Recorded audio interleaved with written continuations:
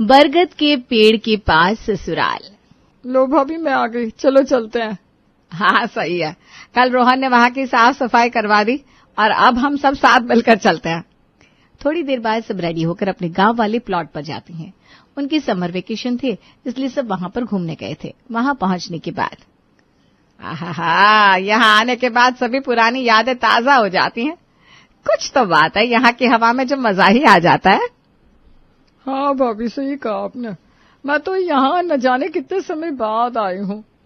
हम तो तुझे बुलाते ही रहते हैं, लेकिन तेरे पास समय ही नहीं होता। हाँ हम तो तुम्हें कितनी बार बुलाते थे, बस भैया समय के साथ सब बदल जाता है। हाँ सो तो है। अच्छा बेटा, तुम दोनों सारा सामान सेट कर लो, उसके बाद हमारे लिए मस्त गर्मा गर्म चाय नाश्ता बना दो। जी मम्मी जी, मैं अभी लाती हूँ। चाय नाश्ता करने के बाद मम्मी जी चलिए ना, हम थोड़ी देर बाहर टहलने चलते हैं। यहाँ इतने सुंदर सुंदर पेड़ पौधे और खेत है। हाँ, यहाँ की खुली हवा में घूमने का मजा ही कुछ और है। चल सीमा, तू भी हमारे साथ चल। हाँ जी चलिए। सब बाहर टहलने जाते हैं। जैसे ही सब घर से निकलते हैं तो वहीं कुछ कदम की दूरी पर सीमा देखती है कि वहाँ बरगद का बहुत बड़ा पेड़ है। भाभी यहाँ बरगद का पेड़ कब था? अरे ये तो बहुत पहले से है, तुझे याद नहीं? नहीं तो। देख कितना विशाल पेड़ है ना। हाँ लेकिन बरगद का पेड़। क्यों, क्या हुआ? नहीं कुछ नहीं। टहलने के बाद शाम को सब घर वापस आते हैं। शाम को जब सभी खाना खाने के बाद हॉल में बैठे थे। भाभी वैसे बुरा न मानो तो एक बात कहूं? हाँ, तेरी बात तो कभी क्या बुरा मानना। यहाँ आपके घर के पास बरगद का इतना बड़ा सा पेड़ है, ऐसे घर के पास ना बरगद का पेड़ होना अच्छी बात नहीं होती। क्या भाई, पेड़ तो पेड़ ही होता है, चाहे कोई भी हो। भला बरगद का पेड़ होने से क्या नुकसान? भाभी आप नहीं जानती, बरगद के पेड़ की वजह से ना भूत प्रेत आते हैं, कहीं कुछ गड़बड़ ना हो जाए। अरे यह सब बहुत पुरानी बातें हैं, इतने सालों से ये पेड़ यहाँ पर है, आज तक तो कुछ नहीं हुआ। आज तक कुछ नहीं हुआ इसका मतलब ये नहीं कि आगे भी कुछ नहीं होगा। और आप लोग इस घर में आते ही कितना हो, कुछ सालों में एक दो बार आ जाते हैं। मेरी मानो तो या तो इस पेड़ से नहीं तो इस घर से पीछा छुड़वा लो। अरे बुआ जी, आप ही ना बिना वजह डरा रही हैं, ऐसा कुछ नहीं होगा। अगर कुछ हुआ भी तो कम से कम इसी बहाने भूत से मिलने का एक मौका मिल जाएगा। राम राम राम राम, मैं ऐसी बातें नहीं करते लड़की, इन भूत प्रेत से तो राम ही बचाए। वैसे भी मुझे बिल्कुल अच्छे नहीं लगते। बुआ जी आप भी ना कुछ ज्यादा ही डरती हैं। अरे जब डरने की चीज है तो डरना तो पड़ेगा ही ना, एक बार पीछे पड़ जाए तो पीछा नहीं छूटता। कोई बात नहीं, तू भी आराम से सो जा, इतना ज्यादा मत सोच। हाँ, सब रात को सो रहे थे कि अचानक उन्हें किसी के चिल्लाने की आवाज सुनाई देती है।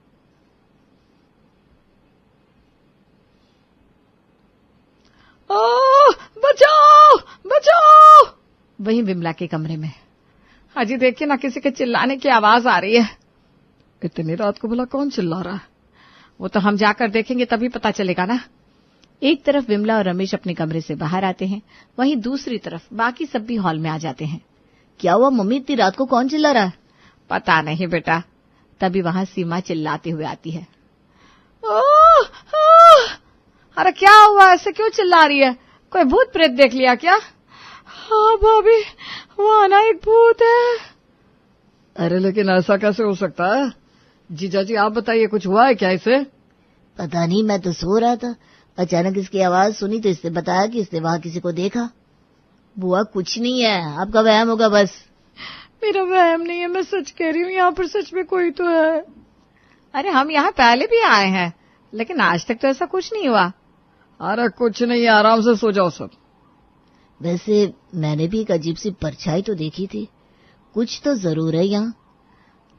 तब तो सब सो जाते हैं। अगले दिन सीमा काफी डरी हुई थी। बोला ना, उस ख्याल को अपने दिमाग से निकाल दे, ये सपना या भ्रम होगा। आप सबको मेरी बात पर विश्वास नहीं है, लेकिन जब आप खुद देखेंगे तब तो विश्वास हो जाएगा ना। बुआ कुछ होगा तभी तो देखेंगे ना। उस रात जब सब खाना खा रहे थे तब उन्हें वहां पर एक अजीब सी आवाज सुनाई देती है। क्या तुम्हें भी आवाज सुनाई दे रही है? हाँ मम्मी जी, ऐसी आवाज है जैसे कोई बहुत जोर जोर से चल रहा हो। शायद बाहर कोई ऐसा कुछ काम कर रहा होगा। तभी उनके घर की लाइट्स फ्लिकर करने लगती है।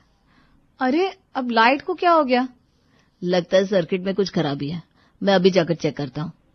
कहीं भूत तो नहीं आ गया? लो, इसका फिर से शुरू हो गया। अरे कुछ नहीं है, दिमाग हटा वहां से।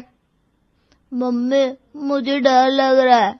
अरे बेटा कुछ नहीं है, डरो मत, हम है ना तुम्हारे साथ। अरे चिंटू तेरी बुआ है ना, तो डरने की क्या बात, अपनी बुआ की तरह स्ट्रांग बन। लेकिन आपकी बुआ तो डर रही है। सब बात कर रहे थे कि अचानक लाइट चली जाती है और पूरा अंधेरा हो जाता है।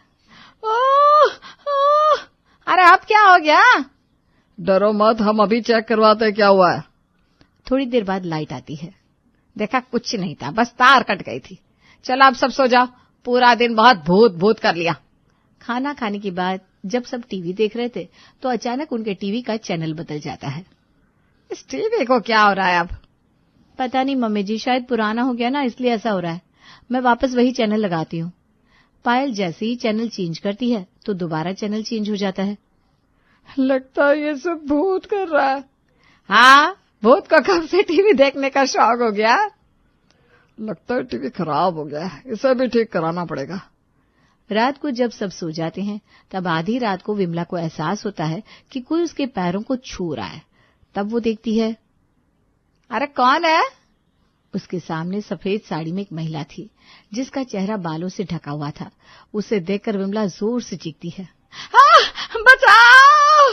उसकी आवाज सुनकर रमेश उठता है। क्या हुआ, क्या हुआ? सामने देखो। सामने देखकर रमेश भी डर जाता है और चिल्लाने लगता है, अरे चुड़ैल, हमारे घर में चुड़ैल आ गई। दोनों डरकर कमरे से बाहर हॉल में भाग जाते हैं। तब तक सब उठकर वहां आ चुके थे। मम्मी पापा, अब आप दोनों को क्या हुआ, क्यों चिल्ला रहे हो? वहाँ क्या मम्मी? बेटा हमारे कमरे में चुड़ैल थी। क्या? सब वहां जाकर देखते हैं लेकिन उन्हें वहां कोई नजर नहीं आता। पापा कोई भी तो नहीं है यहाँ। लेकिन बेटा अभी तो यही थी, हमने खुद अपनी आंखों से देखा है। आपका कोई वहम होगा, अब आप सो जाइए, कुछ नहीं है यहाँ। कोई भी विमला और रमेश की बात पर विश्वास नहीं कर रहा था। सब अपने अपने कमरों में सोने चले जाते हैं, लेकिन उन दोनों की तो नींद ही उड़ गई थी। जैसे तैसे रात गुजरी, फिर अगले दिन सुबह। देखो भाभी, मैंने आपसे कहा था यहाँ कुछ तो गड़बड़ है। मैंने जिस दिन उस बरगद के पेड़ को देखा उसी दिन मैं समझ गई थी, यहाँ बरगद का पेड़ होना खतरे से खाली नहीं है। घर के आसपास या दूर दूर तक भी कोई बरगद का पेड़ नहीं होना चाहिए। कहते हैं जहाँ ये पेड़ होता है वहाँ बुरी आत्माओं का साया होता है। तूने बिल्कुल सच कहा सीमा, कल तो मैंने खुद अपनी आंखों से देखा है। पहले मैंने तेरी बात पर विश्वास नहीं किया, लेकिन अब तो मुझे भी पूरा यकीन हो गया है कि यहाँ कुछ तो गड़बड़ है। हाँ भाभी। शाम को सब टीवी देख रहे थे तब आज घड़ी रुक गई। लगता है इसकी सेल खत्म हो गया। कोई बात नहीं भाभी, भैया और पापा बाहर गए ना, उनसे फोन करके कह दो आते हुए ले आएंगे। तभी अचानक टीवी बंद हो जाता है। अब इससे फिर से क्या हो गया? कोई है यहाँ, कोई है क्या? मैं आप सबसे मिलना चाहती हूँ। है? कोई आवाज आई, देखा? आवाज को कैसे देख सकते हैं मम्मी? अरे चुप कर, ध्यान से सुन। कोई है क्या, मैं आ जाऊं, सब साथ मिलकर बैठे। तुमने सुना? हाँ भाभी, ये उसी चुड़ैल की आवाज है। देखा, मैंने कहा था ना, मैंने कल चुड़ैल को ही देखा है, लेकिन तुमने मेरी बात पर विश्वास नहीं किया। मम्मी जी लेकिन पायल आगे कुछ बोल पाती उससे पहले ही वहां पर घुंघरूओं की आवाज आनी शुरू हो गई, जैसे कोई घुंघरू पहनकर घर में इधर से उधर तेजी से भाग रहा हो। अब तो पायल की आवाज भी आने लग गई। लगता है वो चुड़ैल हमारे आसपास ही है। इतना हो रहा था कि फिर से उनकी लाइट्स फ्लिकर करने लगती है, जिसकी वजह से सब डर रहे थे। क्या यहाँ सच में भूत है? अगर भूत है तो यह है भूत, हिम्मत है तो हमारे सामने आ। हाँ, अब रही सही कसर, उसे बुलाकर भी पूरी कर लो। यहाँ ये सब क्या हो रहा है?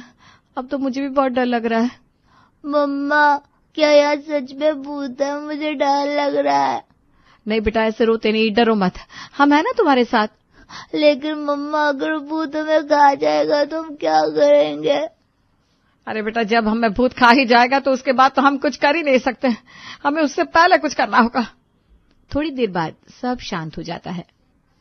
देखो भाभी, अब तो आप सबको यकीन हो गया ना, यहाँ पर सच में कुछ है?